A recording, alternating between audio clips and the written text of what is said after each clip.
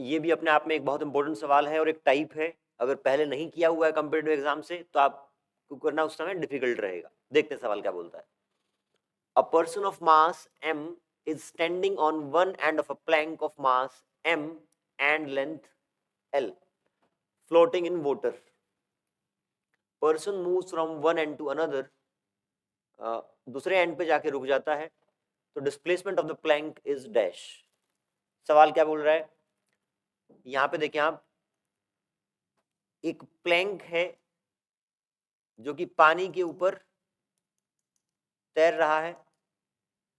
इसके एक एंड पे एक पर्सन खड़ा है जिसका मास है m, और इस प्लैंक का टोटल मास है m।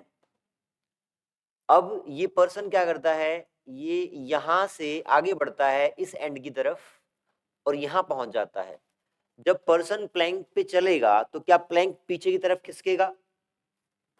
देखते हैं एक बार। अगर ये आगे की तरफ जाएगा तो डेफिनेटली प्लैंक पीछे की तरफ खिसकेगा। ऐसा क्यों हो रहा है?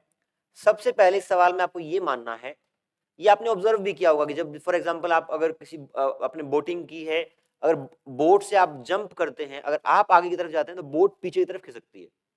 वो एक्शन रिएक्शन का ही एक उसका बेसिक रीजनिंग है। यहाँ पे m इसका मास है, m इसका मास है। हम इस केस में ये मानेंगे कि जो ये सरफेस है वोटर का और प्लैंक का, इनके बीच में कोई फ्रिक्शन फोर्स नहीं लग रहा। कुल मिला के इस सिस्टम के ऊपर हॉरिजॉन्टल डायरेक्शन में कोई एक्सटर्नल फोर्स नहीं है। बहुत इंपॉर्टेंट पॉइंट है क्या, F external in horizontal direction is equals to 0। ये मैं बात कर रहा हूं पूरे सिस्टम के ऊपर, ठीक है। अगर पूरे सिस्टम के ऊपर हॉरिजॉन्टल डायरेक्शन में कोई फोर्स नहीं है तो क्या सिस्टम का सेंटर ऑफ मास शिफ्ट होगा? नहीं होगा। ये इंपॉर्टेंट पॉइंट है।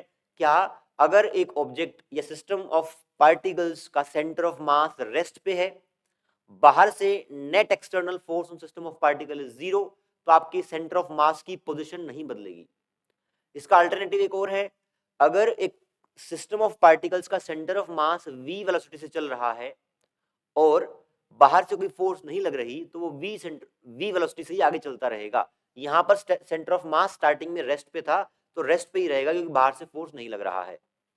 तो मान लेते हैं कि इनका सेंटर ऑफ मास कहीं यहां था। ये मास m है और ये m है। अब इसके आगे चलने से ये प्लैंक पीछे खिसकता है, तो लेट्स से प्लैंक पीछे किसका, x डिस्टेंस से। अब एक बार ये समझें आप, अगर प्लैंक न खिसका होता तो ये पर्सन कितना डिस्प्लेसमेंट करता, l डिस्टेंस। यहां से ये यहां पहुंच जाता और ये डिस्टेंस l है। लेकिन ग्राउंड के रिस्पेक्ट में देखेंगे, जब ये पर्सन चल के आगे गया है तो ये खुद तो उसके रिस्पेक्ट में l आगे बढ़ गया है, लेकिन प्लैंक खुद x पीछे आ गया है।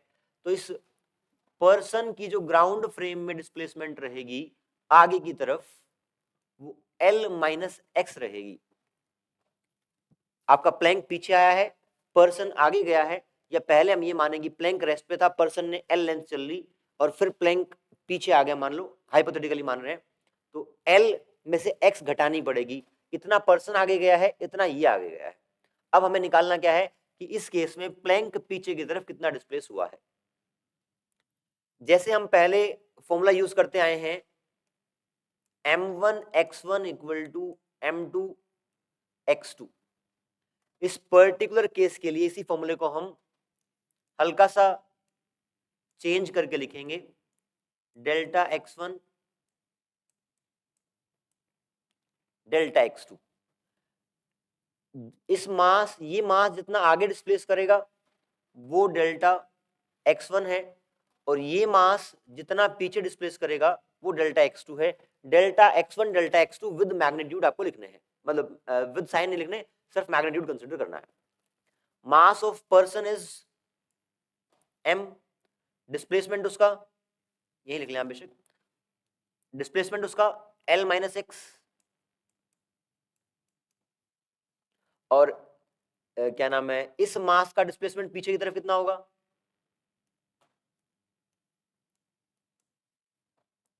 डिस्प्लेसमेंट x हुआ है, मास उसका कैपिटल M था। अब सिंप्लीफाई कर लें, ml mx ये सेट जुड़ेगा, m plus m into x, simplify करेंगे तो x will be ml m plus m। तो ये आपका आंसर आ जाएगा। Answer is ml, option 1 is correct. इस सवाल में दो तीन बातें हमने सीखी। पहली क्या, जब एक सिस्टम ऑफ पार्टिकल के ऊपर नेट फोर्स बाहर से 0 लग रहा होगा और यदि centre of mass system of particles का रेस्ट पे था तो रेस्ट पे ही रहेगा, एक पॉइंट ये है। दूसरा, जब अगर सेंटर ऑफ मास आपका वेलोसिटी v से मूव कर रहा हो और f एक्सटर्नल 0 हो तब वो v से ही मूव करता रहेगा, एक पॉइंट ये सीखा। यहां पर देखिए इस केस में आपका सेंटर ऑफ मास आगे शिफ्ट नहीं करेगा, तो आपका m1 x1 equal to m2 x2 पहले था, उसी को हमने रीअरेंज करके m1 delta x1 equal to m2 delta x2 formula बनाया और फाइनली आपका ये कितना आगे डिस्प्लेस कर गया है ये निकाला। Thank you.